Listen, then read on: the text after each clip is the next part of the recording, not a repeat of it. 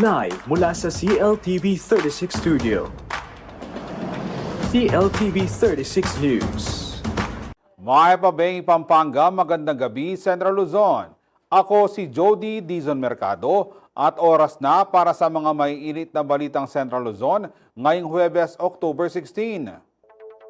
Illegal online gambling sa Pilipinas bumagsak ng 93% ayon sa CICC. Clark Freeport, kinilala bilang Asia's leading MICE destination ng World Travel Awards. Storytelling at voice training tampok sa Real Skills Workshop ng RBC Media Group. At alamin ang affordable and smart Changhe Modern Sedan A6. Malaking porsyento ang ibinaba ng illegal online gambling matapos ang mahigpit na implementasyon ng mga batas laban rito. Wala na rin umanong interesadong foreign investors para sa tinaguriang modernong uri ng bisyo. Ramdam na ang epekto ng pinaigting na kampanya ng pamahalaan laban sa illegal online gambling sa bansa. Batay sa report ng analytic firms na GoGoLook at Who's Call, bumagsak ng 93% ng illegal online gambling mula second hanggang third quarter ng taon. Ayon kay Undersecretary Renato Paraiso, Acting Executive Director ng Cybercrime Investigation and Coordinating Center o CICC, bunga ito ng pinagsalib na pwersa ng private partners, mga mamabatas, government agencies at ng mga otoridad. Dahil dito, mas mabilis sa munang natutukoy at nabablock ang mga illegal gambling sites. Habang marami ring foreign investors ang umatras at takot ng mamuhunan, bunsod ng mahigpit na regulasyon sa bansa. Partikular na kinilala ng opisyal ang kontribusyon ng Philippine Amusement and Gaming Corporation o PAGCOR, Philippine Charity Sweepstakes Office, Philippine National Police Anti-Cybercrime Group, National Bureau of Investigation, at ng Presidential Anti-Organized Crime Commission o PAOK. Ayon sa GoGoLook, bihira na rin silang makatanggap ng tawag o reklamo tungkol sa online gambling habang nananatili ang pagkilos ng CICC sa kahalintulad na cybercrimes. Umaasa ang ahensya na magpapatuloy ang pagpapatupad ng mga hakbang at pinalakas sa ugnayan sa laban sa tinaguriang modernong bisyo na sumisira sa buhay ng maraming Pilipino. Samantala, planong magtayo ng training center for digital forensics sa Camp John Hay, katuwang ang mga eksperto sa digital security. Layunin ng pasilidad na bumuo ng training modules at magsayin ng karagdagang analysts mula sa PNP-ACG, NBI Cybercrime Group at DOJ Office of Cybercrime para sa mas epektibong pagsuri ng mga digital artifacts. Ako si Jody Dizon Mercado para sa CLTV 36 News.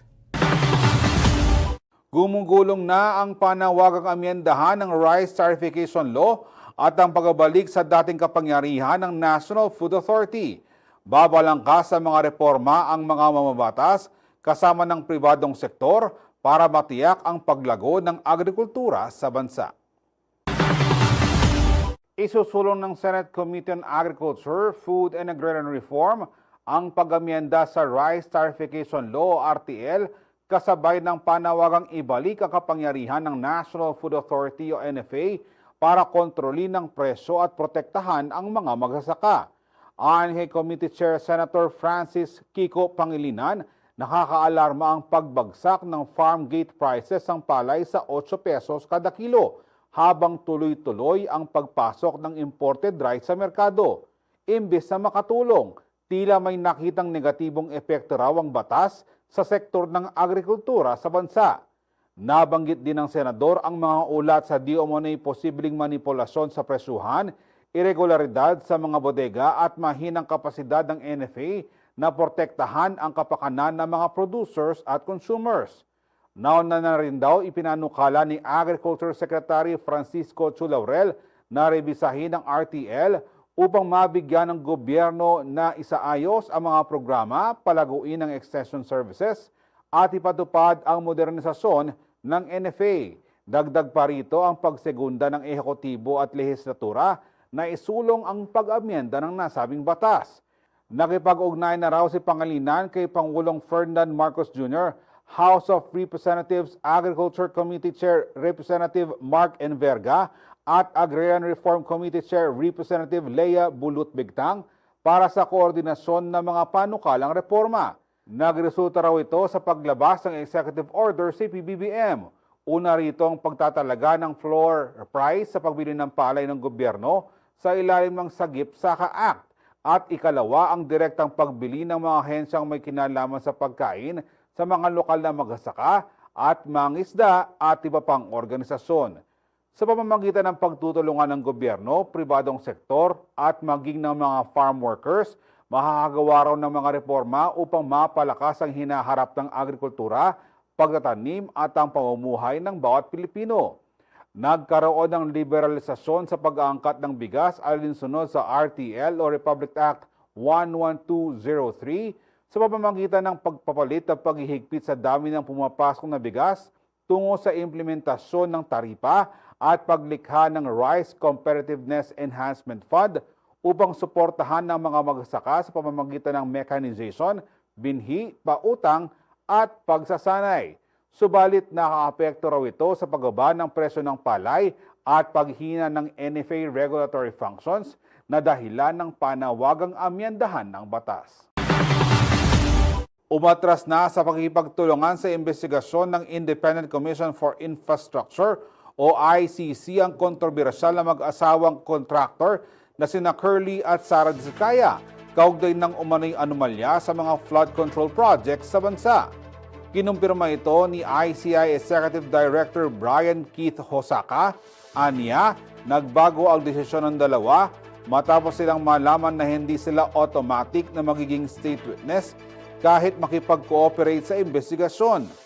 Dahil dito, hindi na rin umano dadalo ang mag-asawa sa mga susunod pang pagdinig ng komisyon. Samantala, bagamat patuloy silang sumasagot sa mga sabina ng Department of Justice o DOJ, sinabi ng mga taga-uusig na wala pa rin silang naibibigay na impormasyong makatutulong sa kaso. Bukod dito, hindi pa rin nila naibabalik ang bahagi ng perang kinita mula sa mga kontrata na isa sa mga pangunahing kondisyon para sa sinumang nagdanais maging state witness. Matatanda ang kamakailan lang ay sinampahan na rin sila ng kasong tax evasion sa DOJ dahil umano sa hindi pagbabayad ng buwis na umabot sa mahigit 7.1 billion pesos mula 2018 hanggang 2021. Tatlong sasakyan na sangkot sa vehicle fraud ang nabawi ng mga tauhan ng Highway Patrol Group sa Central Luzon, partikular sa Pampanga, Bulacan at Bataan. Ang operasyon ay bahagi ng mas pinaigting na kampanya ng pulisya laban sa car-related scams. Si Rainiela Tugay ang magbabalita.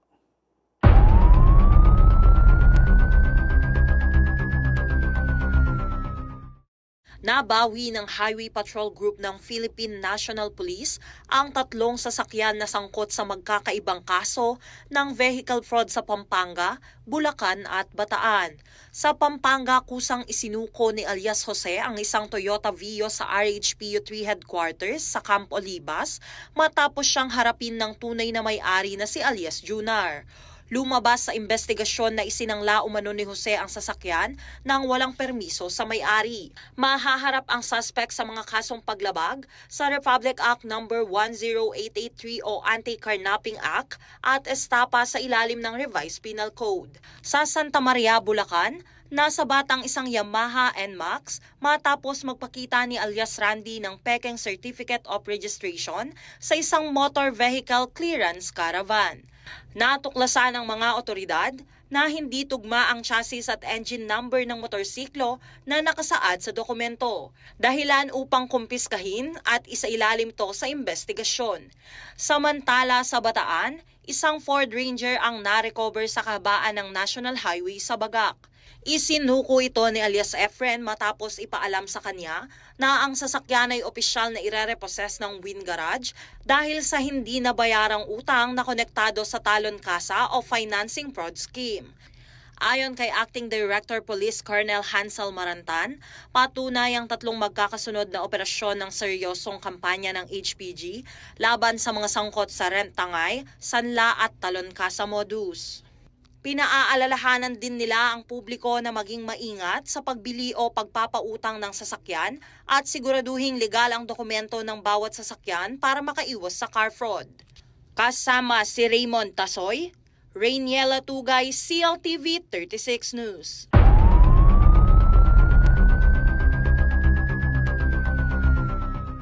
Makisali sa diskusyon ng ating mga balita, i-post ang inyong mga komento at reaksyon sa inyong napanood na mga balita sa ating social media platform sa Facebook at CLTV36Official at CLTV36 News, sa X at CLTV36, sa Instagram at CLTV36Official at sa aming YouTube channel at CLTV36Official.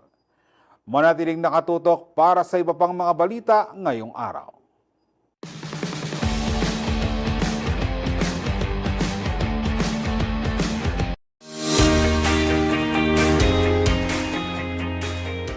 Marami sa ating mga kababayan ang nahihirapan sa hospital bills tuwing may sakit o emergency. Kadalasan, hindi nila alam kung paano makakuha ng tulong mula sa mga ahensya ng gobyerno.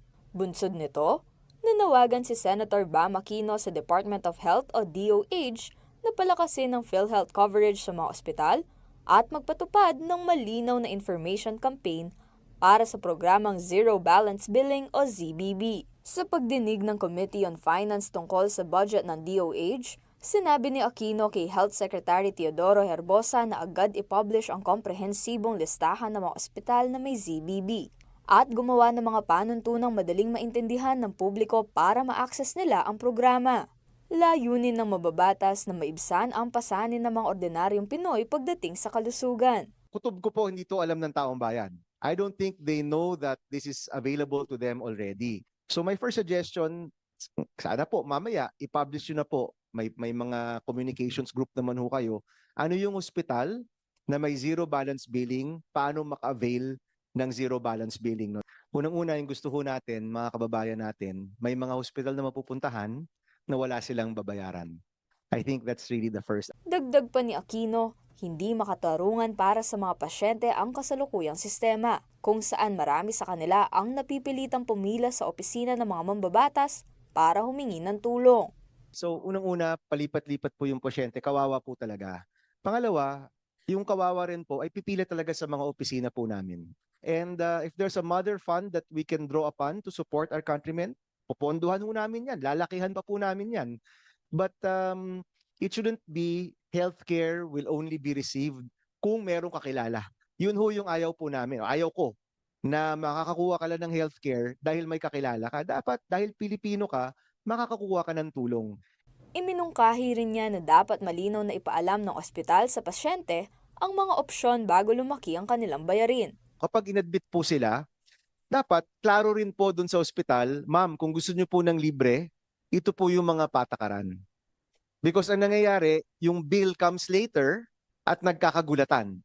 Posible po kasing lumobo yan. But I'm sure if more of our countrymen knew na may option na libre, which I think is very important, mahalaga po yan na may option po na libre yung mga kababayan po natin, marami pong pipili ng option na libre. And I think right now, yung information ay hindi ho malinaw. Aniya, hindi sapat ang benefit packages tulad ng 27,000 pesos o 34,000 pesos na limit para sa mga pasyente. Hinahanap po nila sa PhilHealth tulong na substantial.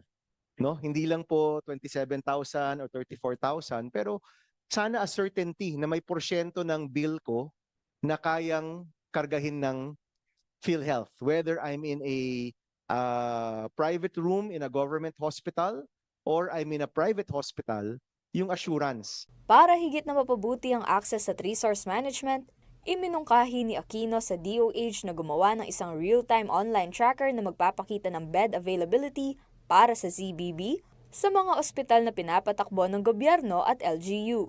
Paliwanag niya, hindi lang ito magsisilbing gabay sa pasyente, kundi makakatulong din sa mga mambabatas na tukuyin ang funding gap at makapaglaan ng dagdag na resources para mapalawak ang programa. I would suggest, Secretary, pag pinublish nyo na, DOH, Region 3 Hospital, 1,000 beds ang zero balance billing.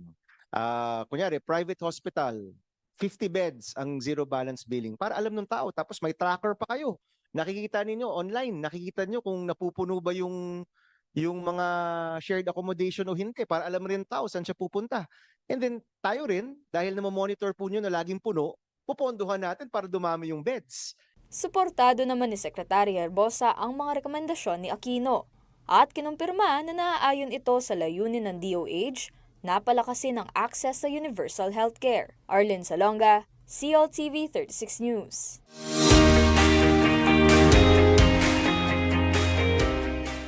Nagbabalik ang CLTV 36 News.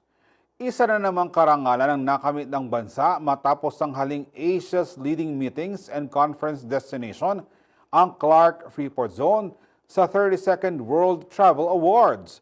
Proud namang ipinisinta ng pamunuan ng CDC ang natanggap na parangal sa Philippine Consulate sa Hong Kong. Kinilala sa prestiyosong World Travel Awards ang Clark Freeport Zone bilang Asia's leading meetings and conference destination sa ginanap na 32nd WTA Asia and Oceania Awards sa Hong Kong nitong Lunes, October 13. Ito ang unang pagkakataon na nakamit ng Pilipinas ang nasabing parangal na itinuturing na makasaysayang tagumpay para sa bansa at sa Central Luzon. Ayon sa pamunuan ng Clark Development Corporation o CDC, patunay ang karangalang ito sa patuloy na pag-angat ng Clark bilang isang world-class destination para sa business meetings, incentives, conference at exhibitions. Ang WTA na itinatag noong 1993 ay tinaguri ang Oscars of the Travel Industry na nagbibigay parangal sa mga pinakamahusay sa travel, tourism at hospitality industry sa buong mundo. Para kay CDC President and CEO Attorney Agnes V.S.T. de Manadera, sumasalamin ang pagkilalang ito sa pinagsamang pagsisikap ng pamahalaan at tourism stakeholders upang itaas ang antas ng Clark sa rehiyon. Nito lamang Miyerkules, October 15, opisyal na ipinresenta ni Attorney de Manadera ang tropeyo ng WTA kay Philippine Consul General Romulo Victor Israel Jr. sa Hong Kong. Bukod dito, ibinigay rin ng CDC ang mga locally crafted token na may Made in Clark Philippines certification mark. Ang naturang tatak na kamakailan lamang, opisyal na nairehistro sa Intellectual Property Office of the Philippines ay simbolo ng dekalidad na produktong Pinoy mula mismo sa Clark Freeport. Ipinahayag naman ng Philippine Consulate sa Hong Kong ang buong suporta sa mga susunod na inisyatiba ng Clark upang higit itong maipakilala sa mga turista at mamumuhunan sa Asia-Pacific region. Kasama si Raymond Tasoy, Azel Fernando, CLTV 36 News. Hindi raw muna mag-aangkat ng asukal ang bansa hanggang kalagitnaan ng 2026 ayon sa Department of Agriculture. Hakbang daw ito para suportahan ang mga lokal na magsasaka at mapanatili ang presyo ng asukal sa merkado. Narito ang report. Walang papasok na imported sugar sa bansa hanggang kalagitnaan ng 2026. Ito ang tiniyak ng Department of Agriculture o DA sa publiko upang maprotektahan ang mga lokal na sugarcane farmers at mapanatili ang presyo ng asukal. Ayon kay Agriculture Secretary Francisco Chu Laurel, nakatanggap ang kagawaran ng mababang presyuhan sa unang bidding ng asukal sa Negros itong October 9. Kaya't hindi muna mag-aangkat ng asukal ang pamahalaan habang may sapat na supply mula sa lokal na produksyon. Nilinaw ni Laurel na wala pang napag-uusap ang sugar importation program para sa crop year 2025-2026 hanggat hindi natatapos ang kasalukuyang milling season. Sakali mang mag-angkat, sakop lang nito ang buffer supply na hindi ipapasok sa merkado para hindi maapektuhan ang bentahan ng local sugarcane industry. Kaugnay nito, tiniyak din ng Sugar Regulatory Administration o SRA na mananatili ang moratorium o pansamantalang hinto sa pag-aangkat ng asukal hanggang matapos ang milling season na inaasahang aabot sa May o June 2026. Ipinagpasalamat naman ng sugarcane farmers ang naturang aksyon na anilay patunay ng suporta ng gobyerno sa kanilang sektor at pagpapanatili ng matatag na presyo ng asukal sa bansa. Sa kasalukuyan, Nasa 409,000 hectares ang kabuang sugarcane plantation sa bansa, mas malaki kumpara sa 380,000 hectares noong 2022. Ako si Jody Dizon Mercado para sa CLTV 36 News. Good news para sa ating kapulisan. Aprobado na ng Department of Budget and Management o DBM ang pag-release ng pondo para sa 2023 performance-based bonus ng PNP officers at personnel. Paraan daw ito upang kilalanin ang sakripisyo ng mga polis para mapanatiling payapa ang bansa. May basbas na mula sa Department of Budget and Management o DBM ang pag-release ng 3.39 billion pesos para sa performance-based bonus o PBB noong 2023 ng mahigit 225,000 na kwalipikadong opisyal at kawani ng Philippine National Police o PNP. Ayon sa DBM, tatanggap ang bawat personnel ng bonus na katumbas ng 45.5% ng kanilang buwanang sahod as of December 31, 2023. Qualified dito ang mga pulis na nakakuha ng very satisfactory rating mula sa Performance Management System na aprobado ng Civil Service Commission o ng Career Executive Service Board. Ang pondo para rito ay magmumula sa Miscellaneous Personal Benefits Fund sa ilalim ng Republic Act 12116 o 2025 General Appropriations Act. Ibinase ang distribusyon sa Final Eligibility Assessment Report ng Administrative Order No. 25 Interagency Task Force noong September 16, 2024 na nagkukumpirmang pasado ang PNP sa mga pamantayan para sa PBB. Ayon kay Budget Secretary Amina Pangandaman, maliit na bagay lamang ito kumpara sa araw-araw na sakripisyo ng kapulisan para sa kaligtasan ng publiko. Dagdag pa niya, malaking tulong ang insentibo para maibsan ang gastusin ng mga pamilya ng pulis, lalo na sa matrikula, pang-araw-araw na pangangailangan at di pa pang bayarin sa kanilang tahanan. Samantala, bagamat wala pang eksaktong pesang distribusyon, tiniyak ng DBM na aprobado na ang pondo para sa 2023 PBB ng PNP. Ako si Jody Dizon Mercado para sa CLTV 36 News. Makisali sa diskusyon ng ating mga balita, i-post ang inyong mga komento at reaksyon sa inyong napanood ng mga balita sa ating social media platform sa Facebook at CLTV36 Official at CLTV36 News, sa X at CLTV36, sa Instagram at CLTV36 Official, at sa aming YouTube channel at CLTV36 Official. Manatiling nakatutok para sa iba pang mga balita ngayong araw.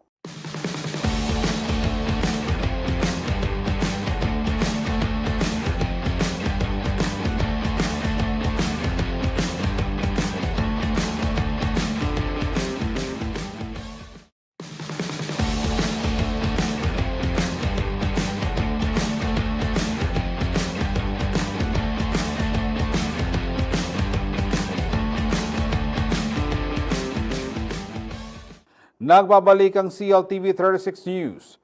Kulong ang isang drug den operator at mga kasabwat nito sa raid ng mga otoridad nitong October 15. Nalambat ang mga salarin dahil sa tip mula sa isang concerned citizen. Narito ang report.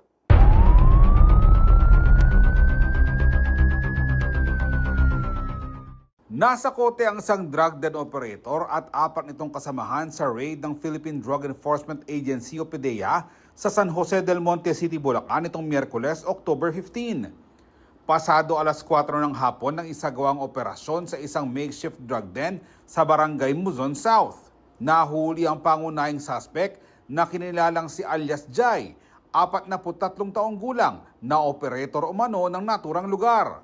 Kasamang naaresto ang mga kasabwat niya na sina alias Matmat, alias Aika, alias Ark at alias Nick. Nakumpiska sa kanila ang aabot sa 15 gramo ng 5 heat-sealed plastic sachet na naglalaman ng hinihinalang shabu na nagkakahalaga ng 102,000 pesos, drug paraphernalias at ang marked money na ginamit ng undercover agent ng ahensya.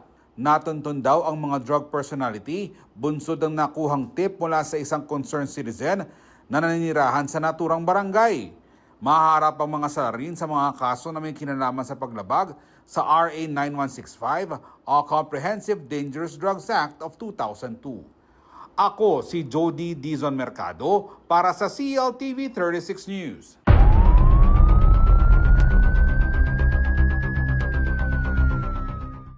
Bilang tanda ng pagmamahal at suporta ng Simbahang Katolika sa Pilipinas kay Pope Leo XIV, naghandog si Cardinal Jose Advincula at ang mga pari ng Archdiocese of Manila sa Santo Papa ng Ferula na gawa sa teakwood at nara.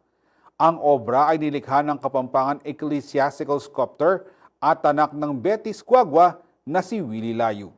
Kilala rin si Layug sa mga religious artwork na kanyang inihandog noon kay Pope Francis. Sa layuning paunlarin ng kakayahan ng media sa pag-produce ng makabuluhang digital content, pinangunahan ng RBC Media Group ang isang Real Skills Workshop sa Clark Learning Hub, Pampanga, ngayong Huwebes, October 16. Tampok dito ang ilang mahuhusay na speaker sa iba't ibang larangan. Tinalakay ni CLTV 36 News Manager at Chief Editor Justin Dizon ang tungkol sa script writing para sa short form content. Sinundan nito ni DJ Tyra Mendoza Vitug at DJ Kian Laksamana ng RW 95.1 FM na nagturo ng epektibong voice projection sa pag-voice over, habang nagbigay naman ng ilang practical tips sa mobile shooting at editing si CLTV 36 Senior News Reporter Paulo G. Santos. Bukod sa mga discussion, nagkaroon din ng pagkakataong gumawa ng sarili nilang short reels ang mga participant kasabay ng hands-on coaching mula sa mga naging tagapagsalita. Makisaya sa diskusyon ng ating mga balita, i-post ang inyong mga komento at reaksyon sa inyong napanood na mga balita sa ating social media platforms sa Facebook at CLTV36 Official, at CLTV36 News, sa X at CLTV36, sa Instagram at CLTV36 Official, at sa aming YouTube channel at CLTV36 Official. Manatiling nakatutok para sa iba pang mga balita ngayong araw.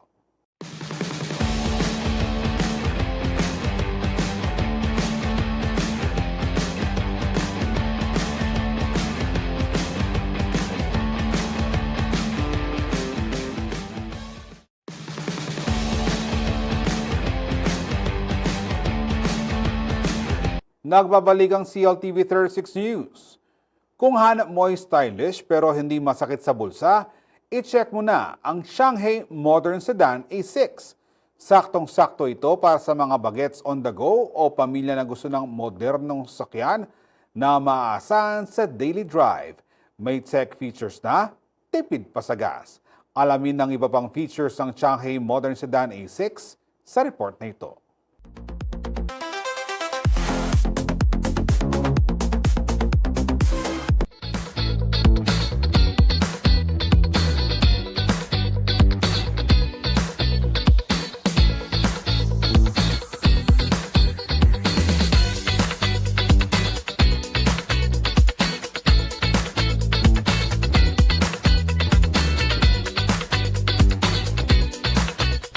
Meron kami ngayon yung Changi A6 na 1.5 liter Elite Manual, yung aming sedan from Changi po.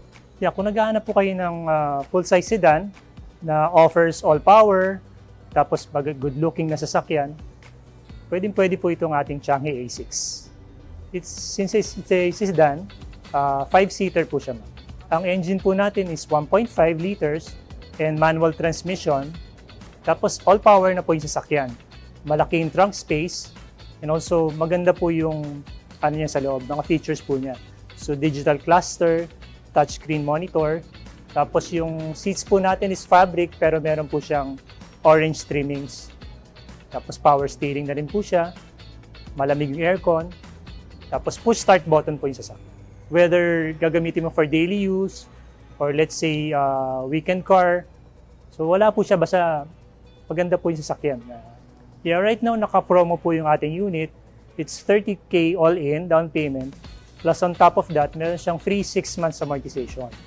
So meaning mag-i-start pa po kayo maghulog on the 7th month. And on top of that, also rin, meron po siyang binibigay na free Laos Group Cares 24/7 roadside assistance for 1 year. So free po yun na binibigay na. Kung gusto niyo po makita yung unit, it's available here at our showroom, Haima, Pampanga, located along Jose Abad Santos Highway in San Fernando, Pampanga po. Or you could visit our Facebook page, Haima, Pampanga, or you can call my number 0918-854-2215.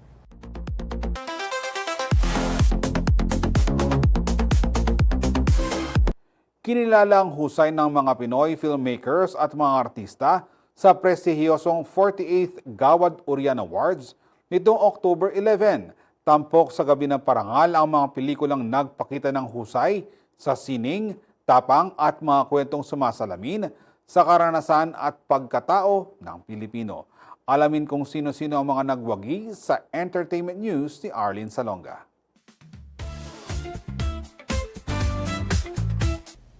Isang documentary film na nag-ugat sa tunay na kwento ng paghahanap ng hustisya ang itinanghal na Best Picture sa 48 Gawad Urian Awards. Ito ang alipato at muog na nagsasalaysay ng personal na karanasan ng pamilya Burgos. Ginanap ang awarding ceremony sa De La Salle University, Manila nitong October 11. Sa pagtanggap ng direktor na si J.L. Burgos ng pinakamataas na parangal, sinabi niya na ang pelikulang Alipato at Muog ay hindi lang alay para sa kanyang kapatid na si Jonas Burgos, kundi para na rin sa lahat ng patuloy na naghahanap ng hustisya. Ang parangal na ito ay pagkilala sa kwento ng mga paglabag sa karapatang pantaong nangyayari hanggang sa kasalukuyan. Ang parangal na ito ay pagkilala sa struggle ng mga aktivistang nananawagan lamang ng lupa sa magsasaka. Nananawagan lamang ng isang makatarungang sahod. Nananawagan lamang ng lupa sa ating mga katutubo. Nananawagan lamang, mga aktivistang nananawagan lamang na managot ang mga magnanakaw sa bayan. Bukod sa Best Picture, nasungkit din ng pelikula ang Best Documentary at Best Editing. Samantala, Most Awarded Film naman ang docufiction na tumandok ni na Arlie Sweet Sumagaysay at Richard Salvadico. Tampok sa pelikula ang pakikibaka ng mga ati na katutubong pangkat sa Panay Island na patuloy na lumalaban para sa kanilang lupang ninuno. Wagi ito sa mga kategoryang Best Director, Best Screenplay, Best Music at Best Supporting Actor para kay Felipe Ganancial. Kabilang din sa mga kinilala sa 48 Gawad Urian, sina Dennis Trillo bilang Best Actor para sa Green Bones at Arisa Nakano bilang Best Actress para sa Kono Basho. Ginawaran naman ng natatanging Gawad Urian si Dante Rivero bilang pagkilala sa kanyang mahigit 6 na dekadang ambag sa industriya ng pelikulang Pilipino. Bukod dito, pinarangalan din ang mga pelikulang Green Bones at Kono Basho sa mga kategoryang Best Production Design at Best Cinematography. Ang Gawad Urian Awards ay itinatag noong 1976 ng manunuri ng pelikulang Pilipino bilang pagkilala sa kahusayan sa sining ng Pinoy filmmakers. Ipinangalan nito sa Urian, ang batong ginagamit sa pagsusuri ng purong ginto. Isang simbolo ng pagkilala at pagpapahalaga sa obra at sa mga gumagawa nito. Arlene Salonga, CLTV 36 News. Baka hindi pa matuloy ang laban ni pambansang kamao Manny Pacquiao sa kanyang target opponent na si Rolando Romero sa January 2026 dahil ito sa utos ng World Boxing Association na depensahan muna ni Romero ang kanyang titulo bago ang laban kay Pacman.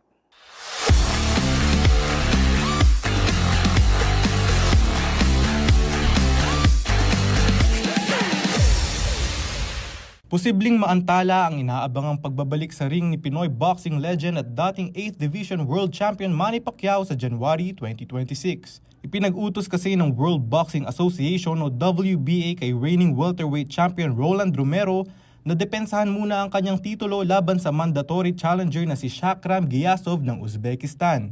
Ayon sa WBA, dapat depensahan ni Romero ang kanyang korona sa loob ng 120 days mula na makuha niya ito noong May 2025. Ngunit lumampas na raw ang deadline noong September 1. Dahil dito, naglabas ang sanctioning body ng mandatory bout notice na nag-aatas kay Romero na harapin si Giyasov sa susunod niyang laban. Si Romero ang umano'y napapabalitang makakaharap ni Pacquiao para sa isang matinding laban sa Las Vegas sa unang bahagi ng 2026. Ngunit batay sa WBA rules, hindi pwedeng lumaban ng isang kampyon sa non-mandatory fight hanggat may nakabinbing obligasyon depensahan ng titulo. Bagamat may posibilidad na mabigyan muli ng step-aside offer si Gyasov upang bigyang daan ang laban ni Pacquiao at Romero, wala pang formal na kasunduan o kumpirmasyon mula sa WBA o sa magkabilang kampo. Kung hindi papayagan ng WBA ang exception, maaaring maurong o tuluyang kanselahin ang inaabangang second comeback fight ni Pacquiao matapos ang kanyang halos 4 na taong pamamahinga. Kelo Makapinlak, CLTV 36 Sports News.